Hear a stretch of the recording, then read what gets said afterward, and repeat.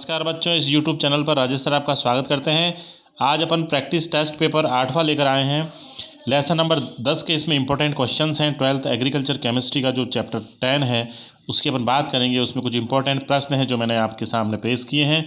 देखते हैं कौन कौन से प्रश्न। ये बहुत ही इंपॉर्टेंट प्रश्न हैं जो बोर्ड एग्जाम में आपके पूछे जाएंगे। और इस बार बोर्ड एग्जाम में जो पैटर्न चेंज किया है उसी पैटर्न पर ये बनाए गए प्रश्न हैं जो आपके लिए बहुत ही यूज़फुल हैं, बहुत ही हेल्पफुल हैं। आप इन प्रश्नों की प्रैक्टिस कीजिए, ज़रूर आपको बहुत अच्छे मार्क्स प्राप्त होंगे। तो आप पहले मेरे चैनल को सब्सक्राइब करें। मेरा चैनल नेम है केमी साइंस विद राजेश सर। इस चैनल पर जितने भी प्रैक्टिस टेस्ट पेपर हैं वो अपलोड किए जाएंगे और कई सारे मॉडल पेपर मैंने अपलोड कर दिए हैं। उसके आंसर की भी जल्दी ही जारी की जाएगी। तो आप देखिए कौन कौन से प्रश्न हैं इस चैप्टर की जो इम्पोर्टेंट है और बोर्ड परीक्षा में पूछे जाएंगे। तो देखते हैं, पहले प्रश्न की बात करते हैं। लार में पाए जाने वाला एंजाइम्स कौन सा है? देखो इसमें 4 ऑप्शन है, पेप्सिन, ट्रिप्सिन, लाइपेज और टाइलिन। ये 4 ऑप्शन है। इसमें से जो ऑप्शन सही है उसको आपको लिखना है। इसकी आंसर की मैं आपको बाद में प्रोवाइड कराऊंगा ताकि आप अपने आंसर से उस आंसर की को टैली कर सकें और देख सकें कि कितने क्वेश्चन आपके सही हैं। आप अपना खुद का टेस्ट भी ले सकते हैं।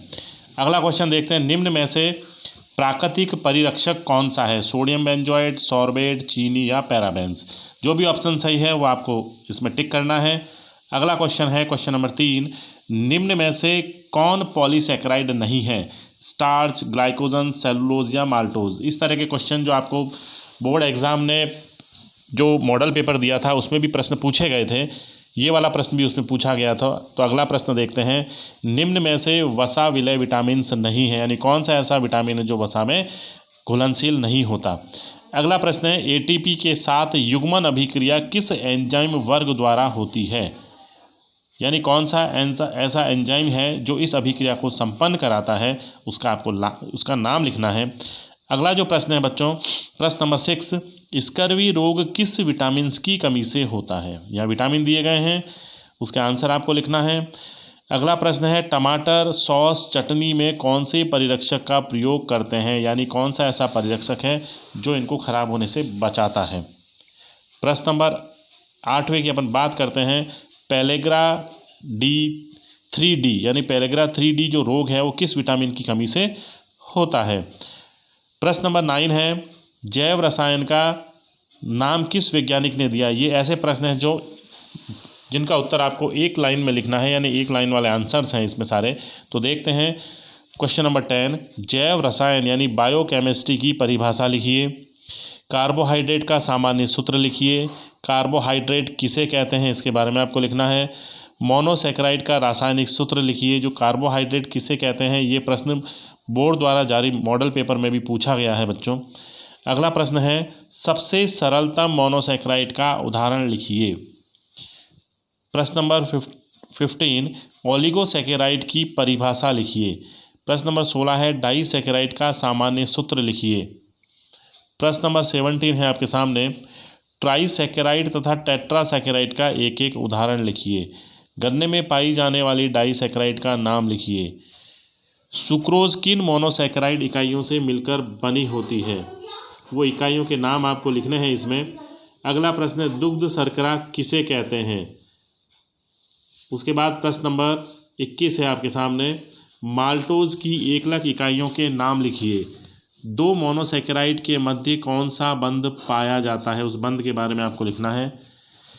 पॉलीसैकेराइड की परिभाषा लिखिए।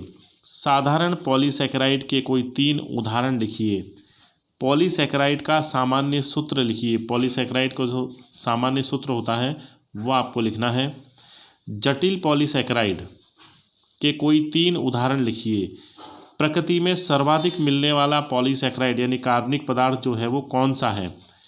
सन, पटसन तथा कपास में कितने प्रतिशत सेलुलोज पाया जाता है? प्रश्न नंबर 29 है। अनाज के भूसों में कितने प्रतिशत तक सेलुलोज पाया जाता है? शुद्ध सेलुलोज किसमें पाया जाता है? कौन सा पॉलीसैकेराइड एमाइलम कहलाता है? चावल तथा मक्का में कितने प्रतिशत स्टार्च पाया जाता है? इसके बाद क्वेश्चन नंबर 33 है। स्टार्च को अन्य किस नाम से जाना जाता है? पेड़ पौधों का संचित भोजन कौन सा होता है? जंतु स्टार्च या यकृत स्टार्च किसे कहते हैं? अगला प्रश्न है, एक सरलतम एमीन यानी एमिनो अम्ल जो होता है सरलतम का नाम तथा संरचना सूत्र लिखिए। प्रोटीन्स का जैविक महत्व बताइए। ये कुछ प्रश्न बड़े प्रश्न हैं बच्चों। पॉलीसैकेराइड को माल्टोज में बदलने वाले 2 एंजाइम के नाम लिखिए, यानी ऐसे 2 एंजाइम के नाम लिखने हैं जो पॉलीसैकेराइड को माल्टोज में बदल देते हैं। न्यूक्लियोटाइड तथा न्यूक्लियोसाइड को परिभाषित कीजिए। अगला प्रश्न है, संयुक्त लिपिड किसे कहते हैं, ये कितने प्रकार के होते हैं। प्रश्न नंबर 41, ट्राइग्लिसराइड की निर्माण प्रक्रिया का रासायनिक समीकरण लिखिए, यानी किस प्रकार से ट्राइग्लिसराइड का निर्माण होता है। प्रश्न नंबर 42 की अपन बात करें, बहुत ही इंपॉर्टेंट प्रश्न है ये। क्या कारण है कि देसी घी यानी वसा ठोस अवस्था में पाया जाता है जबकि तेल जो होते हैं वो द्रव अवस्था में पाए जाते हैं, इसका आपको कारण लिखना है। अगला प्रश्न है, खाद्य रंग किसे कहते हैं। प्राकृतिक रंगों तथा रासायनिक खाद्य रंगों के उदाहरण लिखिए, यानी कौन कौन से ऐसे खाद्य रंग हैं जो रासायनिक और प्राकृतिक रूप से पाए जाते हैं। अगला प्रश्न है, सुक्रोज तथा लैक्टोज जो होता है उसके जल अपघटन से प्राप्त होने वाले मोनोसैकेराइड कौन कौन से होते हैं, यानी अगर अपन सुक्रोज का जल अपघटन करें तो कौन से 2 मोनोसैकेराइड प्राप्त होंगे।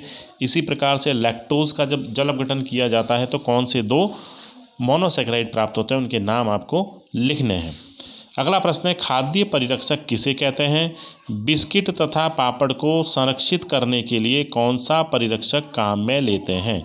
ये कुछ ऐसे प्रश्न हैं बच्चों जो बीच में से पूछे गए हैं, बोर्ड में पूछे जाते हैं। इसके बाद अगला प्रश्न है, डीएनए तथा आरएनए में कोई 2 अंतर लिखिए।